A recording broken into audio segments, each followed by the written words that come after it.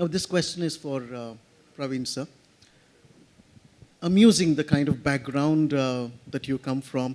Maybe it was quite natural for you. You must have grown up watching movies. But then you went on to do your studies, and you went on to do some very exclusive studies, and you worked. Please tell me, I'm very curious, what drew you to films? Boredom. I would say boredom, and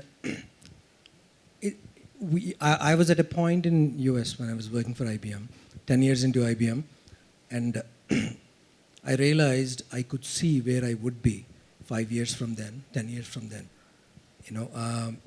in all aspects of my life, and that kind of scared me. I wanted certain uncertainty in life, and I was always drawn towards the creative fields growing up. The reason why I had to go work is, I don't know if you know this saying that the 90s, 80s and 90s kids, you have to finish your engineering first, satisfy your parents, then you can do whatever you want to do. So engineering and then get a job in US, do masters in US, get a job in US so that they're happy, that they can tell everyone that my son is in US, leave him alone. Then you do whatever you want to do. So that's where I was, you can call it a midlife crisis, which came a little early for me. So yeah, that kind of led into, once your job becomes boring, IT jobs, I don't know how many of you are from IT, IT jobs can be very boring. You have to keep yourself entertained. So this was my way of keeping myself entertained. So I started writing stories. And then when the stories kind of felt like these are stories that I can narrate to everyone, then that's when the bug kind of bit. So growing up, I was not going to be a filmmaker. I was not inclined towards making films. I used to watch very, very few films. My parents had to leave me with their neighbors when they go to watch films. So that I was scared of films for some reason. So in the teenagers is when I started slowly watching films, very selective films. Even today, I watch only selective films where I believe that my time is not wasted, or I get entertained, or I get something out of the film. So yeah. Now, more than answering my question, you've amused me so much that I have to ask you more questions about it. I tend to deviate from the question, so please keep me on course. And this time is actually very distracting. I have another question for you. See, when you chose to make films, you directly started making films. Did you train yourself in filmmaking, or is it just that you jumped into filmmaking? I would say life taught me to become a filmmaker. So I would say as a director-writer, you need to experience life before you want to become a writer or a director. If you don't experience life, as a teenager, if you want to become a writer or director, you haven't seen life enough for you to understand different aspects of life. Or haven't met enough people in your life, gone through enough situations in life for you to derive your own conclusion to write something. So experience life first, and then you have all the time in the world to write amazing scripts and make amazing films.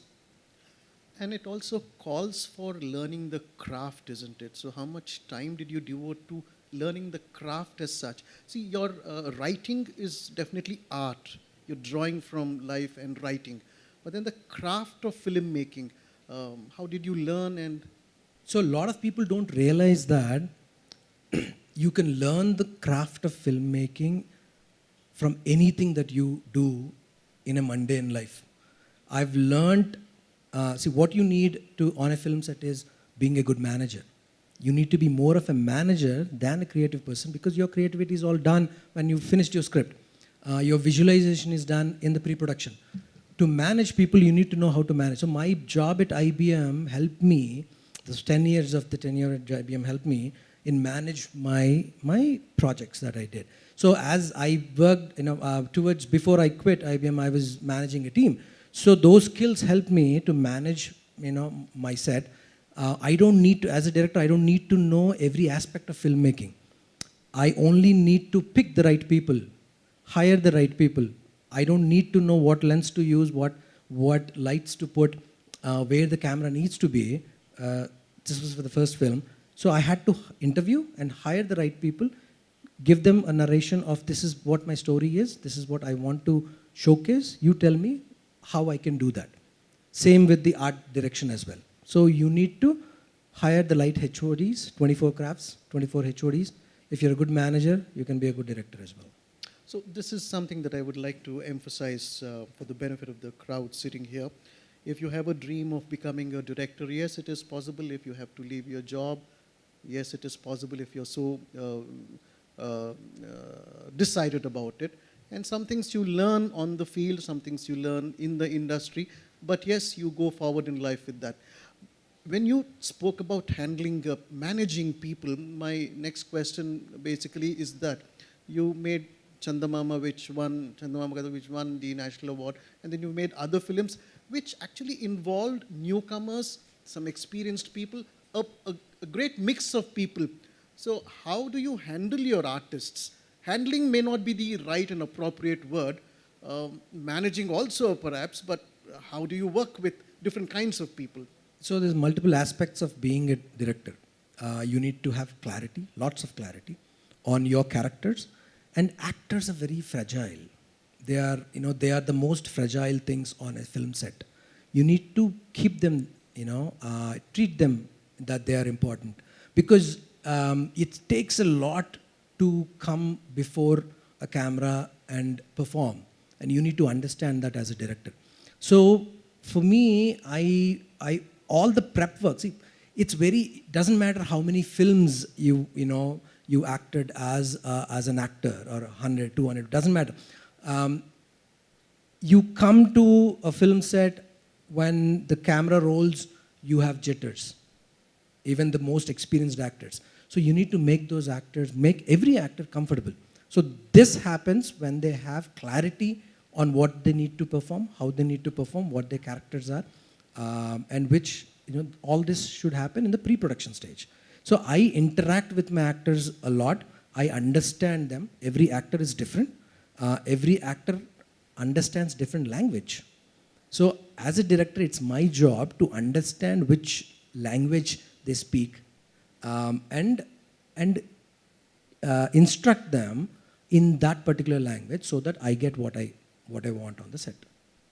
Thank you. Much as Sanjay sir pushed the mic on to me and refused to answer some of my questions, but one direct question here is, when you're making films, how do you analyze the budget that goes into it? What goes into the making or designing of a budget for a film? There are two ways of looking at it. One is from an actor-director's point of view, other one is from the story point of view. So as a production house... So can you please speak into the mic here? So there are two ways of looking at this aspect. One is from a director, producer's, actor's angle. Other one is from a story angle. So as a production house, as a studio, for us, story is the soul. That's a starting point. So we first listen to stories. We pick up the best ones. We curate them. Then we do the pre-production. So that gives us the kind of budget requirement based on location, number of days of shoot and stuff like that. Then the next layer, obviously to reach that stage, you already have a director on board. Now every director has a market based on his previous film. Or if he's a newcomer, then he has a lot of experience as an AD on some big movies. So you're banking on his experience and you bring him on board. After doing all that, then you look at the actor. So the production cost is more or less will be the same that you figured out after doing your recce and pre-production. The actor will come with either a market potential that he has based on his previous films, or if he's a newcomer, then his market will get created by the kind of hype you will create when you're about to release the film. So if it's an established actor, he has an X amount of market that you think you can capitalize and also add director's market. You ensure that your production budget or the first copy, including marketing, is at least 30 to 40% less than the potential. So what are we saying? If we release it, no matter what, we will at least break even. Even if I say the 40% buffer doesn't happen, And that happens because of the timing of the release or the kind of movies that are around you which are releasing, and the potential of business that you are able to do at that point of time. So that is how the budgets are kind of fixed. I'd like to add genre to that list as well. It depends on the genre. Horror, BC centers have a huge market for horror. So comedies have a different. So it's also part of the budget strategies. Yeah. But sir, if you notice, the thing that is most troublesome in the film industry is the outcome is unpredictable despite whatever formula that one might want to use. But here you are as a silly monks, you are suggesting, as I understand, that if you want to take up a project, you will at least see that there is a calculated risk taken. You weigh several things so that there'll be finally a good product that can go into the public, and then, as you said, at least get your money back. No, that formula, if it works, nothing like it, isn't it? There'll be double the number of films can be made. Also, I would like you to openly speak about, they say that the remuneration that is given to stars is too high for us to sustain a film. Please talk about Should I address the last part or the first part first? the last one first. So remuneration is very subjective. The biggest of the hero, the film will flop, or it can become a super blockbuster. We can take Shah Rukh's example. He has given many flops. He's given super duper blockbusters, right? Eventually, the hero, he's paid because of his potential to get that money and get the footfall into the theater. But the first show will determine the success of the movie. So what are we talking about? The film has to be a wholesome thing for someone to come and watch and feel good about it. So that's very, very critical. You've put me on to Satish sir. I'm just taking off from here. No, but one second, your first part was about the outcome is uncertain, you said. Yes, and then you're providing sort of a formula. for So success. actually, nothing is uncertain. Acha. If you look at film business as a business, we have 6% success ratio. The reason why it is low is that most of the time it is emotion before economics that goes into the filmmaking. If as a producer you're dispassionate about this whole film, the glamour angle, all that stuff, and you look at it as an Excel sheet driven business, you will never lose money. You might break even over a period of time, may not be on the day of release or before release, but you'll surely break even if you look at it as a business. But a lot of people, they get money from real estate, or they have this passion to be a producer. They want to see their names on the screen. That's where the emotion comes before.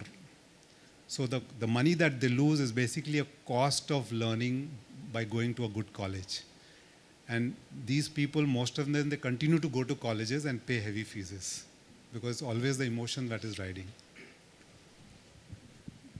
Praveen sir, I'll come to you actually here when you're talking about emotion. This emotion affect you badly. Did it affect me badly? Yeah.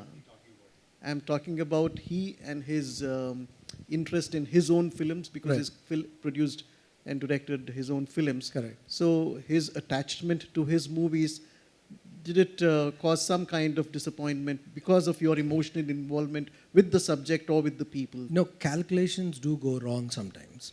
And that's a learning experience, like Sanjay said. You learn from your mistakes. As a director-producer, what I would do is a film always starts with the script.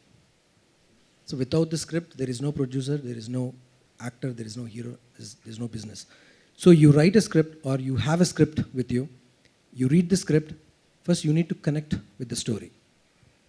How did you connect with the story forms the basis to how much budget you want to put into that film. I just mentioned genre in the previous question, right? That's the reason why. So a particular story that it resonated with you somehow. You liked it, right? It's, you know, funny, maybe it's a comedy, it's a horror, it's a thriller, you know, maybe the masala songs worked with you, whatever. So now, based on the genre, you put a number on that subject with the actor in place and the director and the combination in place. And you see from the past experiences, it's all numbers, right? This particular genre film, how many people came to the theaters and watched?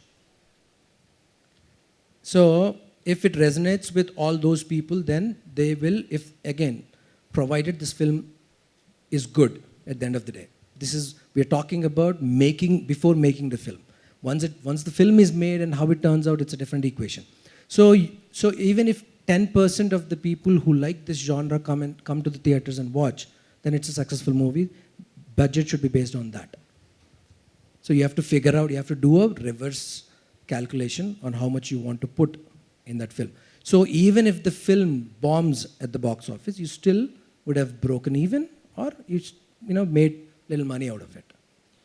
The whole point there is when one is emotionally attached to a particular subject or a certain kind of star cast, anything that you emotionally bond with very strongly, reason takes a back seat.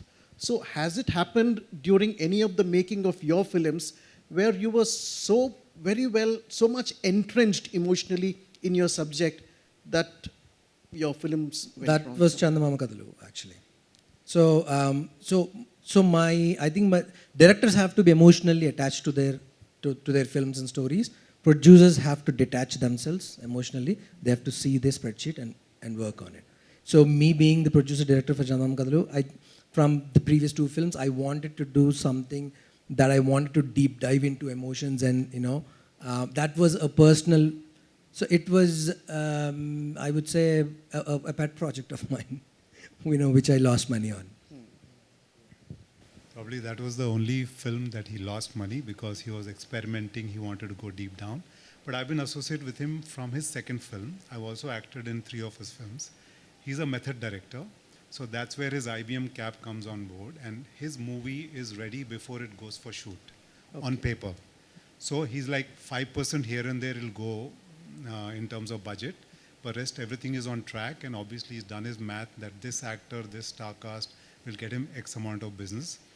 So I think he's not lost money in his own production or the movies that he's done for other producers till date.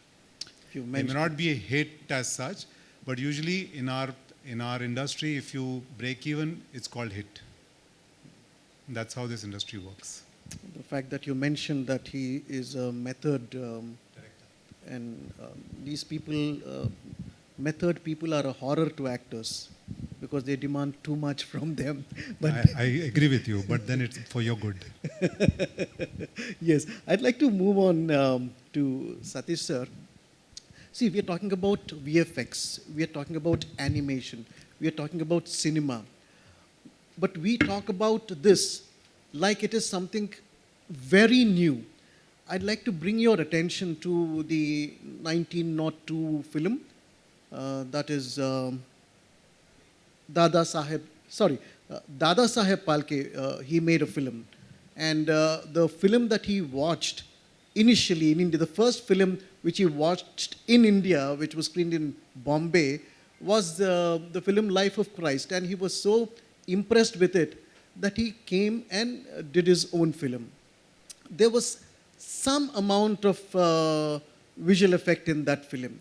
But even before that, in the film industry, when it came up, you had A Trip to the Moon. If you watched it, A Trip to the Moon, that was based on a book. So in A Trip to the Moon, there was a lot of animation. It's a French film made in the late 1800s. A Trip to the Moon shows so much of animation at that point itself. So I would say that visual effects, animation is not new. But today, it has become a necessity. As someone who heads Virtual One, what has been your experience in putting together VFX for films that are made? how much of it is necessary, how much of it is not necessary, and how much more should it be? Yeah, like you said, in some sort of a special effects have always been there from ages, and computer generated graphics came in only after the speed and the power of the computers increased. So they kept on increasing, year on year, and today we have the computers that we have are unimaginable in a few years ago. So that is how VFX came in. And then when you have the technology, people use it. So now the next advent of this thing is virtual production, which we are into.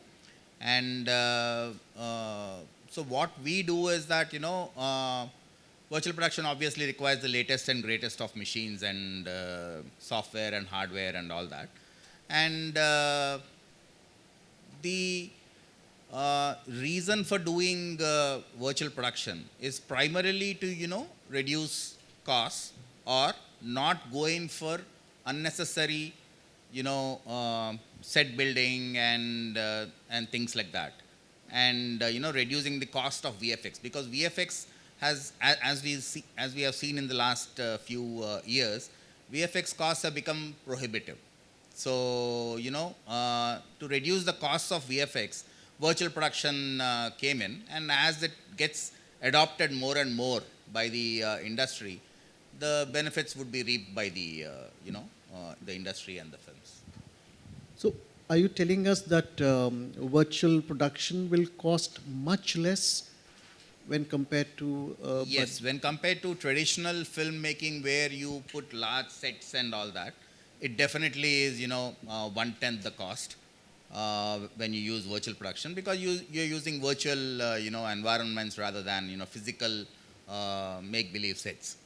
And when it comes to VFX, the cost of this thing is that in virtual production would come to about 40% lesser than what it would cost using VFX. The same shot, if you want to do it using VFX and using virtual production.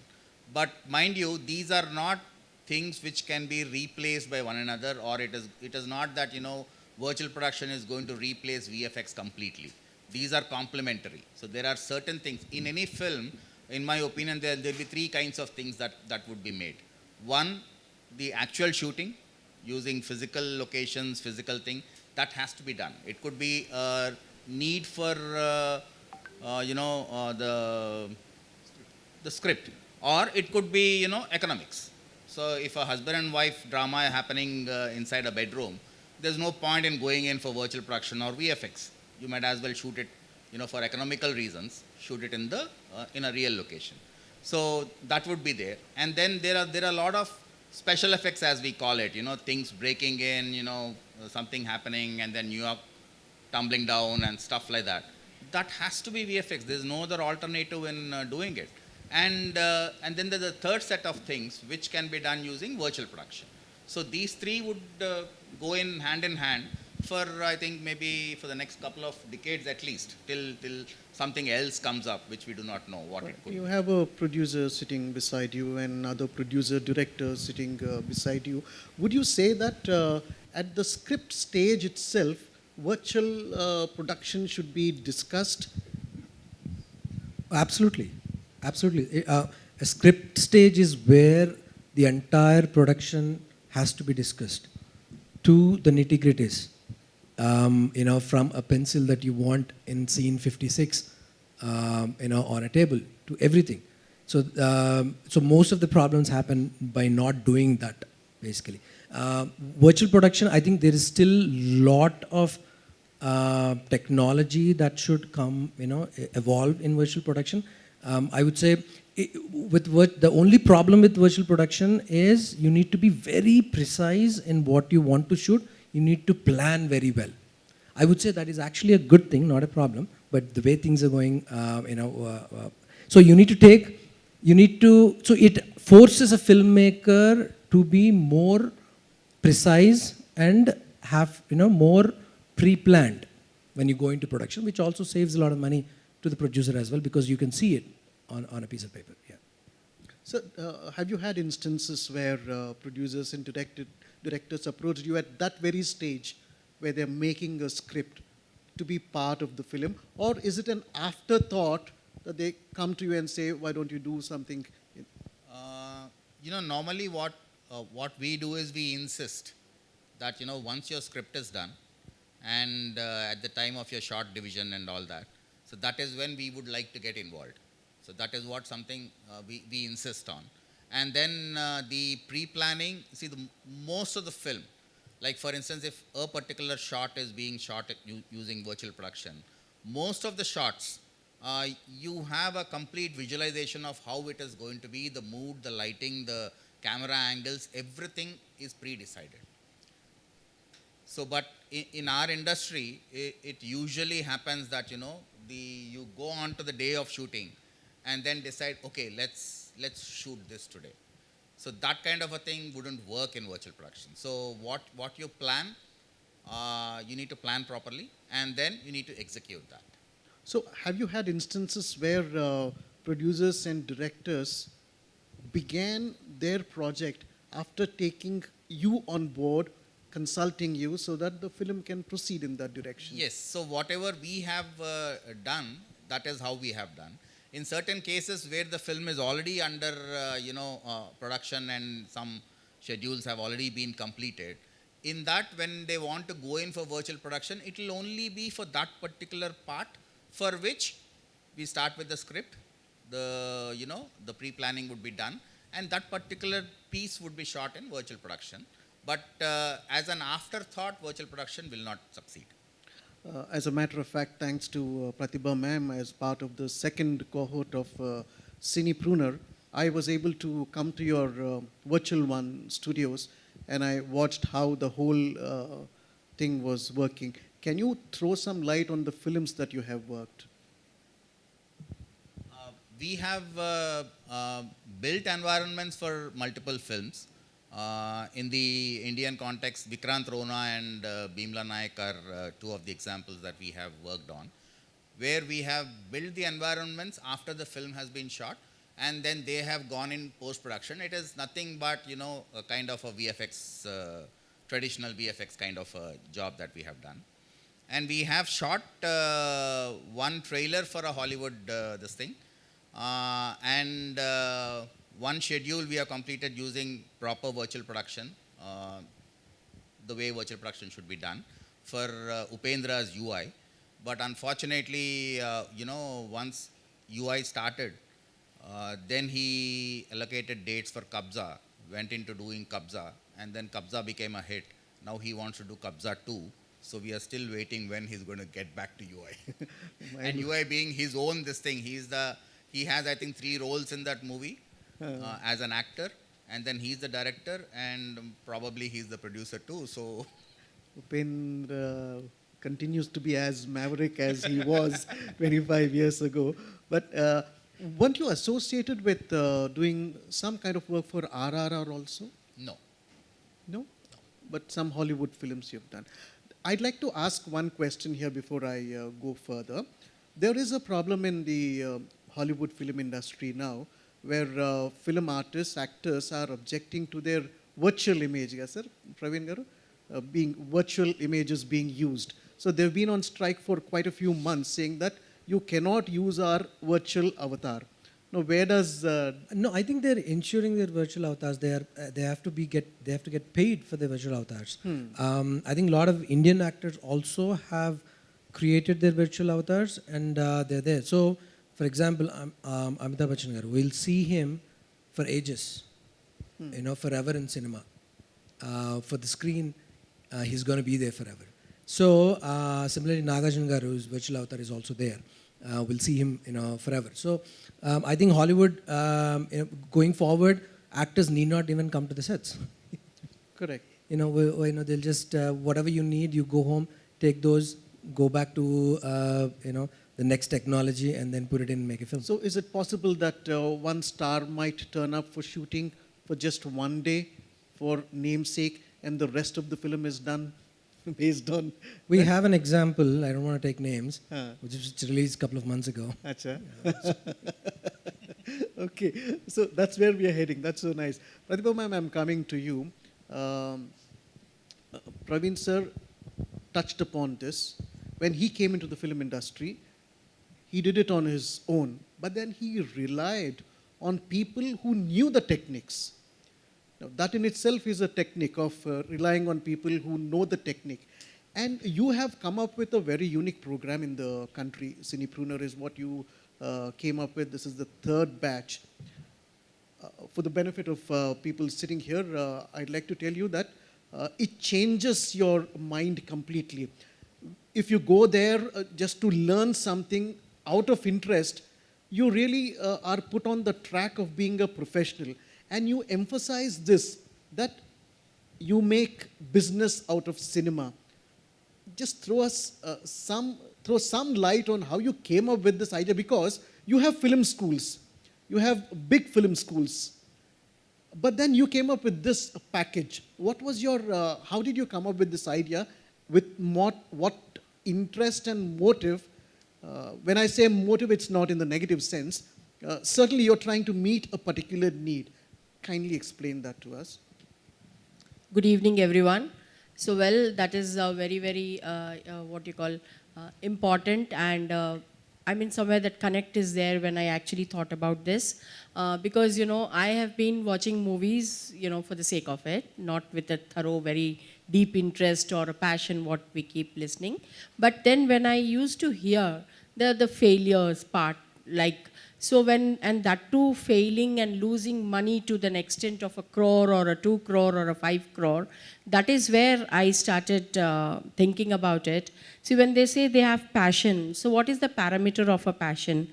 So if they can be a little more dedicated about their passion and be little like how the other professions are made, you know, you go and learn, you do your 4-year degree, and then you get you into, instead of just saying with passion I'm coming into, and then create an entertaining movie, but then I realized the entertainment is for the maker, not to the people who are seeing. So he himself is, you know, losing money, and then his life becomes like an entertainment. Telugulo choppalante navula palu, and, you know, stuff like that. So I just thought, ki, why can't this gap be filled? And I, coming from the skill, you know, ecosystem, and being a trainer, a teacher, and all the time a mentor. So this is where I thought somebody really needs to see the gaps, how that can be filled in, how this can be structured, and imbibing this thought. Because, you know, any other profession, nobody will even say, with the passion I became a dentist, or with the passion I became a, you know, an artist. You just go, and you can't go and perform on a stage also as a dancer. They do for so many years, they learn it from their gurus. But then when it comes to others, they say it. But it needs to have certain parameters and structure for that learning, so that that gap can be shrunk and everybody can make. As all of you have seen here, they've been speaking about, even this can be made as a business, like any other business, if it has some parameters, some controlling mechanism, some understanding about it. So yes, we have been seeing some success, and you have heard it from Sanjay ji himself. So when there is a structure, there is an understanding. So I really thank them. They've been mentoring the, you know, the upcoming cinepreneurs, some of them who are in the room here, including you.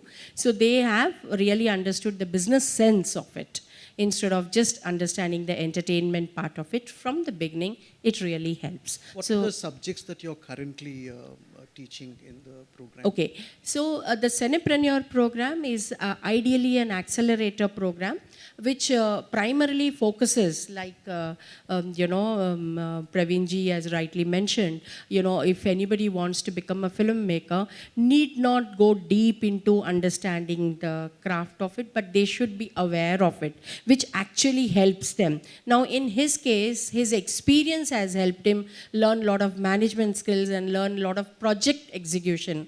So that is where he has learned, but not necessarily so many in the room.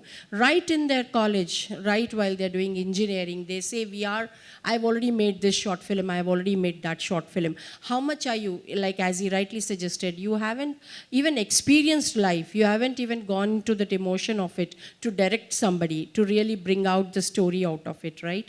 The essence is not bought out. So either you gain the skill and craft in a right manner, or you really go through that life journey and then make it. To shrink that, we have bring in all 24 crafts without which the main elements cannot be made, like, direction, script writing, cinematography, film production, the voiceover, and the film marketing, film branding, and film PR, which are, makes it a very holistic approach. So this eventually transforms your mindset, thinking about the business aspect, thinking about the nitty-gritties, the compliances, which actually helps you become a more aware filmmaker. This is what our endeavor has been, to make it as a holistic approach. And does this lead one to come up with something like a startup? Yes, that has primarily been our, because if you see any filmmakers, like you see everybody is, already having productions in the, panel here.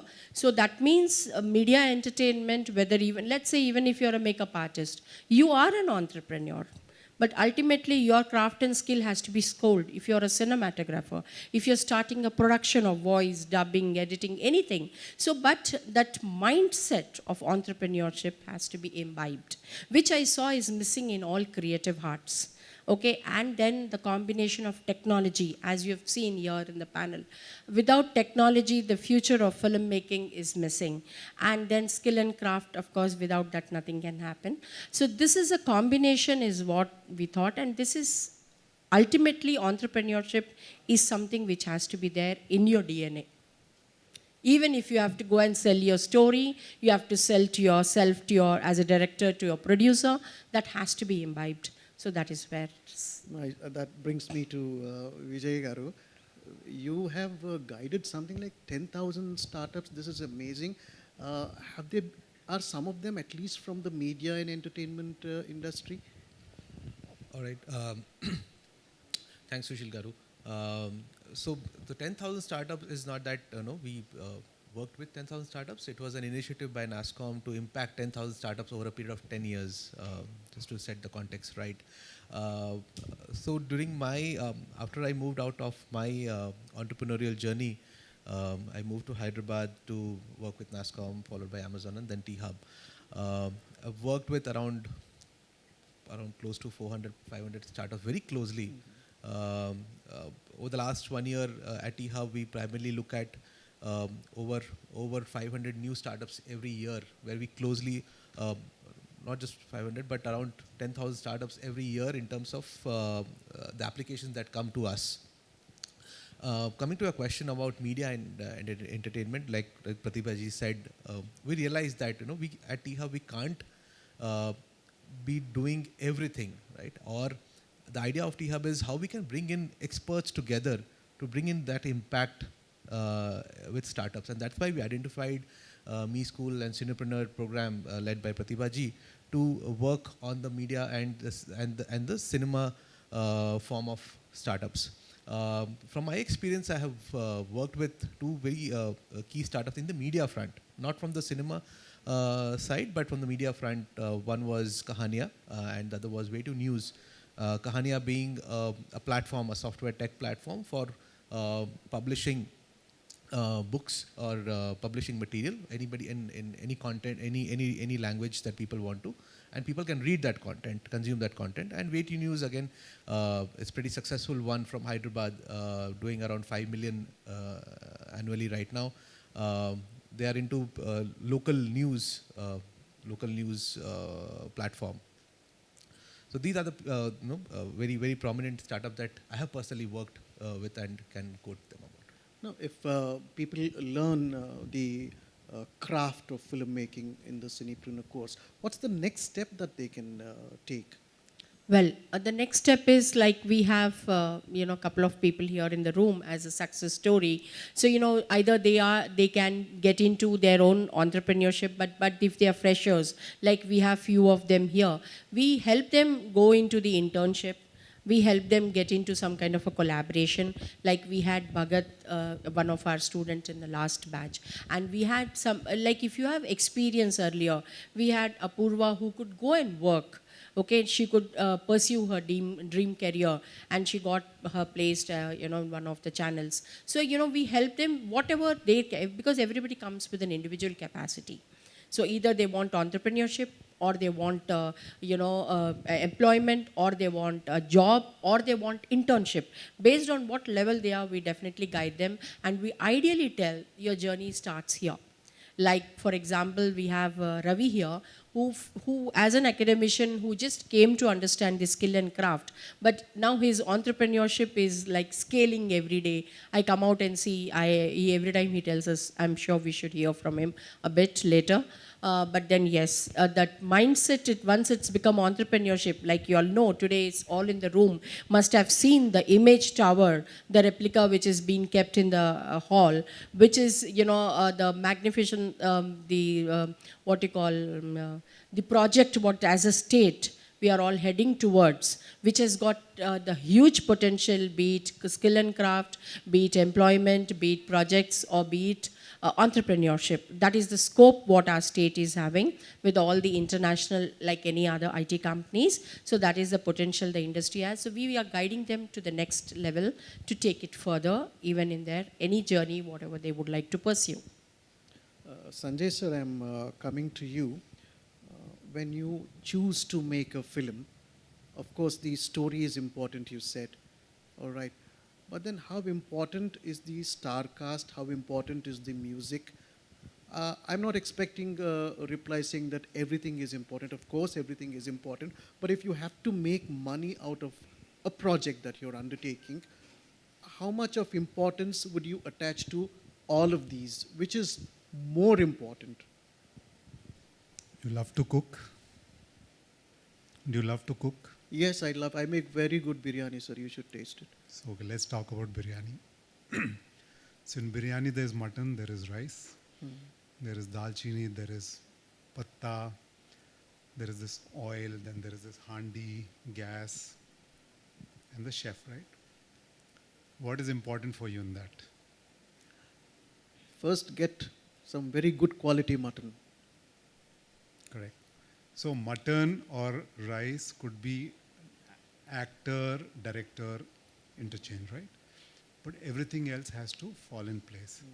So once the biryani is made, it should smell good, which is your music.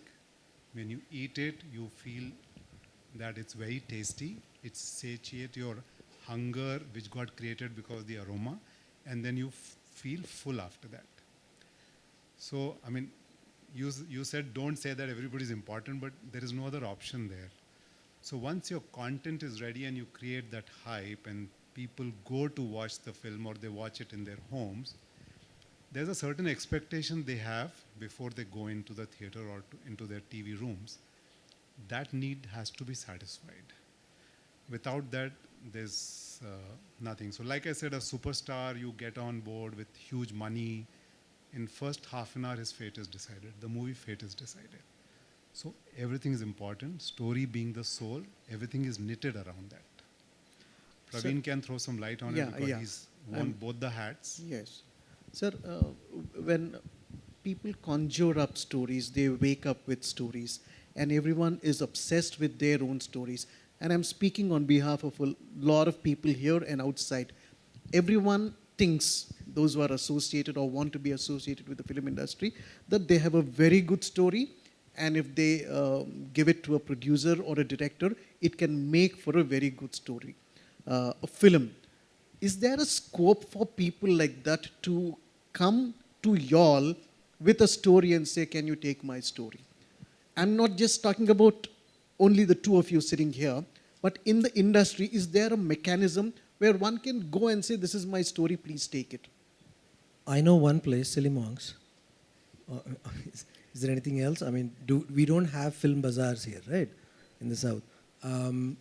That's a good question, actually. Do we have any place? I think it's more to you, Sanjay. So what we are doing is, we are listening to stories every day. We pick and choose some. We sign up the story writer. Usually the stories come with the director. Usually the directors who bring the stories. So we sign them up and we start curating it. Spend a lot of time, sometimes 6 to 9 months goes in just doing the pre-production, screenplay. The movie has to be ready in a bound format.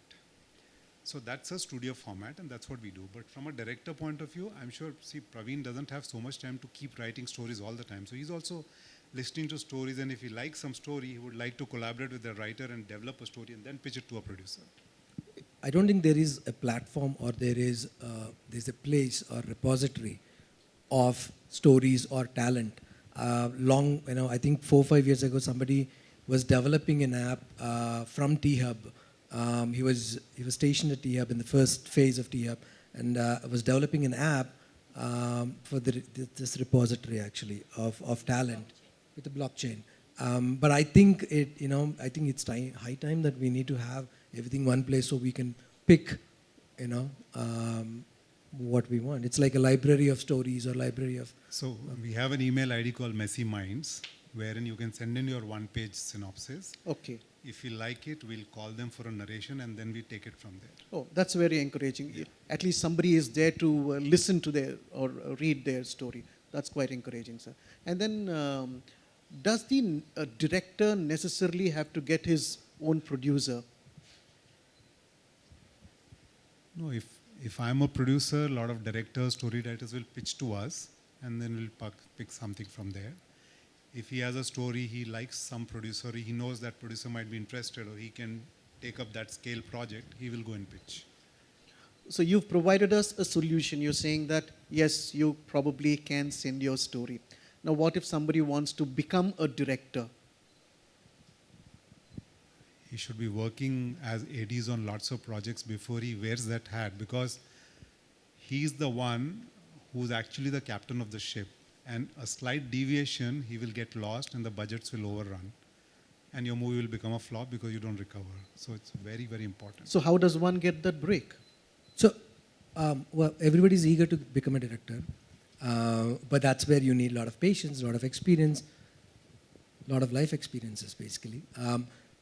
So, like Sanjay said, a lot of work on a film set would give you that experiences so that you learn from other mistakes, other person's mistakes, and not repeat the same mistakes.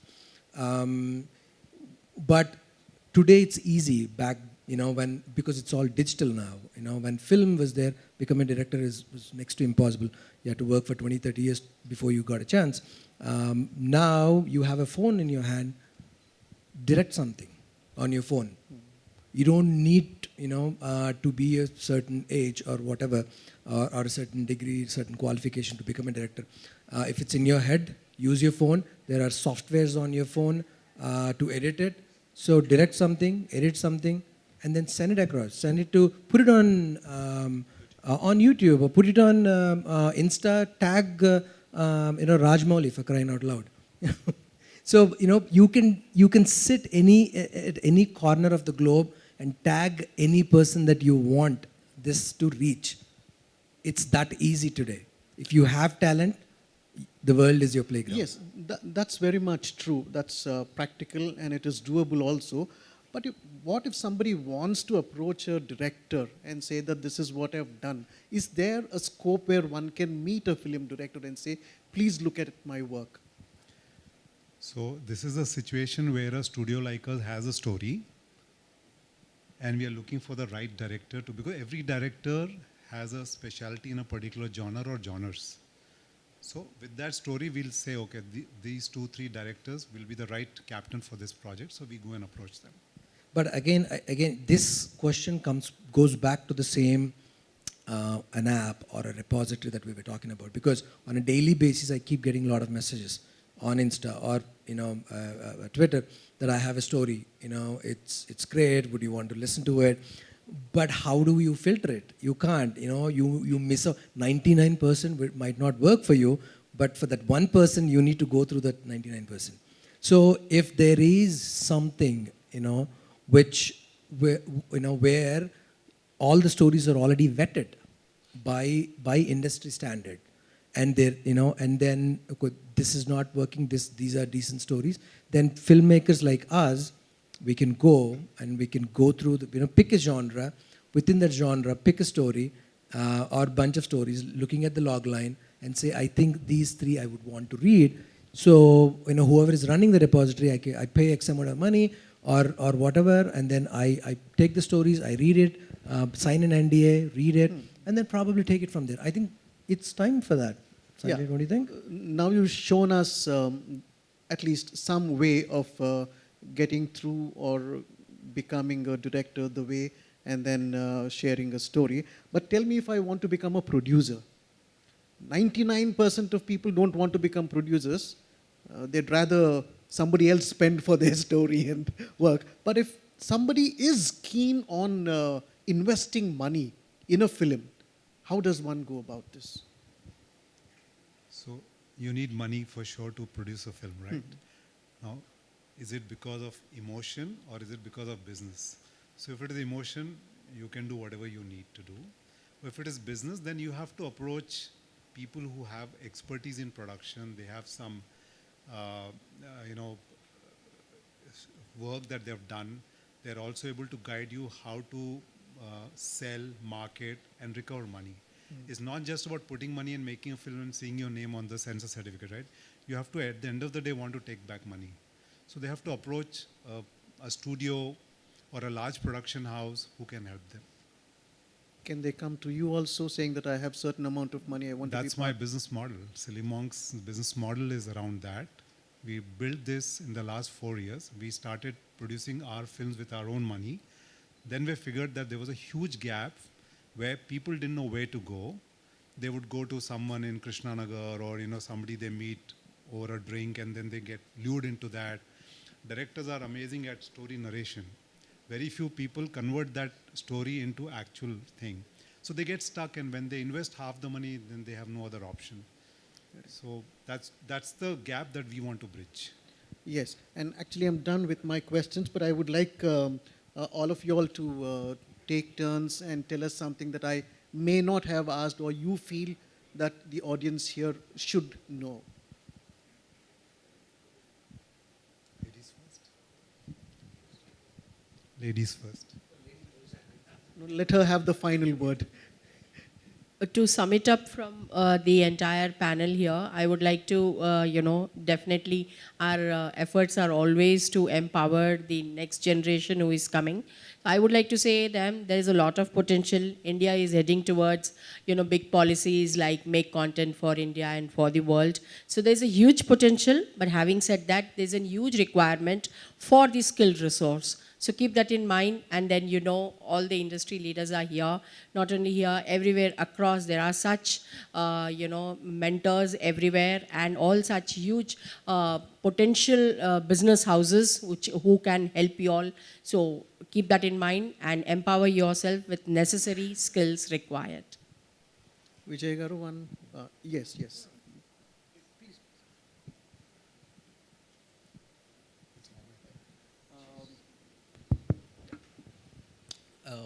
When Praveen Garu was speaking about platforms where there are no platforms where people can look for stories, it kind of like sound very similar to investors looking for startup deals, like, right? Even after there are so many investors and startups, still we kind of juggle around what could be the right platform where investors could find the right startups could find the right investors. So the problem exists on both sides.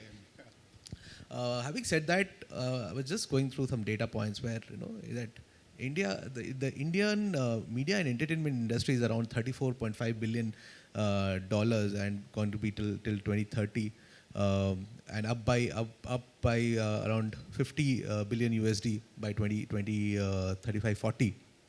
So there's a lot of scope.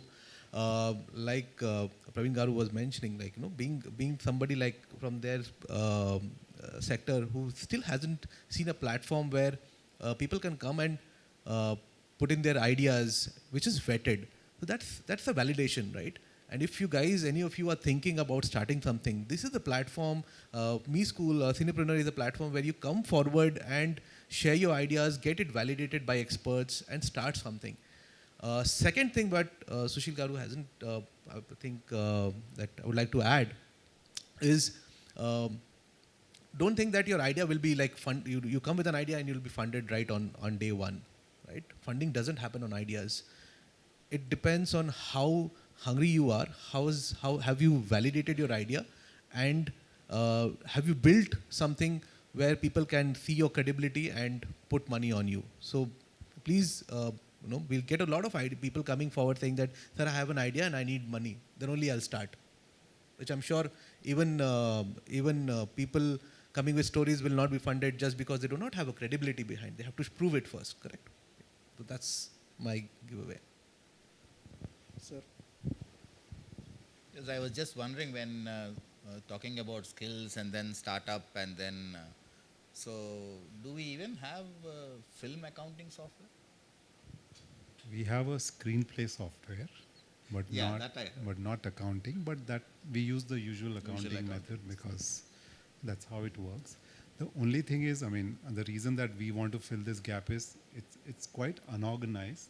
How do you make it organized? Correct. So the biggest thing is the cash part and the daily payouts, right? So first you have to kind of curb that and then put a structure. That's what we have been able to do based on our last 3 productions. Now we have reached a stage where it's all on paper. Yeah, so I was, like I was talking to you earlier. So we would want, as many people as possible, to come forward and then adopt new technology. And the more number of, virtual production service providers, the better it would be because, the scope is huge. And as we thought, this is the future. And we will have to get there someday or the other, whether it is 2 years from now or 5 years from now is something is up to, we need to wait and see. But that's one good thing which I hear is that, a lot of people are talking about this technology and trying to, come up with it. Praveen, sir, would you like to? Extending the conversation about having no place for the scripts or, to go, those are vetted and all that. It's not our Telugu problem or India problem. Hollywood had the same issue. Hollywood had the same issue. We thought, they could have figured it out long ago, right? But they did not. So recently, a few years ago, they came up with a website called blacklist.com. If you guys, this is a beautiful opportunity for future entrepreneurs and enthusiasts who can venture into it. Blacklist.com hosts all the scripts which are vetted. It's like the academy where you have list of filmmakers, writers from all aspects of life, even businessmen, everybody. They are members in that. They read the scripts that you post in it, and they'll give you feedback. Initially, you can, I think, for 2 or 3 scripts, you can get it for free. For more, or for once you change the script and then repost it again, you need to pay a nominal fee for people to give you feedback. Those are people from all walks of life, not just filmmakers. So, these are scripts which were rejected by the mainstream Hollywood. And they were here, and the funny part is 30% of scripts that were turned into films from Blacklist won Oscars. We're talking about Oscars, not, in every department, not just direction or cinematography. So this is a great opportunity where somebody can put something together and create a model where it's a one-stop shop. At least for script. Once you have a script, then you have companies like Silly Monks where you take the script, or even they can come up with something like that. So yeah, the world is a playground. It's all there, guys. That's so beautiful. All of you have given hope for everyone to enter into a I want domain. to share an experience anecdote of the journey of a producer. And why I keep saying that it is not a gamble and the outcome is not uncertain is the reason because I've gone through it myself.